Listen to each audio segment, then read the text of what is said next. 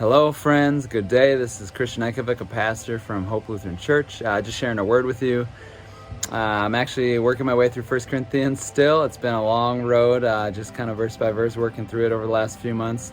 And I'm at this spot where Paul is talking about an issue that is evidently not that important. He's been talking about things that are really important. He's been trying to help this church in Corinth to think properly about them, this church that he's writing to, a letter of 1 Corinthians.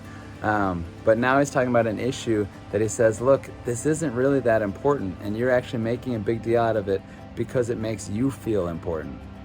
Okay, the issue's not that important, but you feel important by having the right answers on it. Oh, so convicting. And so as you read this text, the way Paul says it is this: yes, we all have knowledge about this issue. Yes, we know that we all have knowledge about this issue. But while knowledge makes us feel important, it is love that actually strengthens the church. Anyone who claims to know a lot about everything doesn't actually know very much, but the one who loves God is actually recognized by God. So you've got Paul kind of pausing in the middle of this letter. This letter leads to 1 Corinthians 13, where he's going to talk to them about love and the way of love.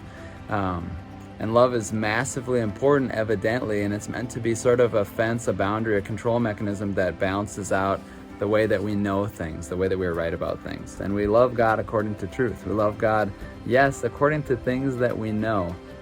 But what happens is sometimes other things that we know, or things that we try to make important, actually things that we try to be right about, end up getting us in a position where we're not really right with God anymore.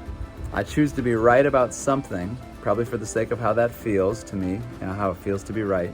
I choose to be right about something, and in the process sacrifice being right with God, being in a right position, right standing with Him. I actually enter into a sinfulness or a kind of a fleshiness because I just wanted to be right about something. Can anyone relate to this? Oh man, it's so convicting. And so I don't quite know what to do with it yet. I'm kind of working through what this could mean for me, but I wanted to hand it off to you as well. 1 Corinthians 8, dig into that a little bit. Recognize that we all stand in this position where God probably sees us all sometimes as know-it-alls. Pipsqueak little know-it-alls. We try to insist on being right about something in an argument with a friend or a coworker or a spouse or our kids or whatever it is, kids with parents. We want to be right. But if we want to be right, we got to choose sometimes. Are we going to be right with God, or are we going to win an argument and be right in front of another person? Whatever that looks like for you, God bless you in it. Chase after it.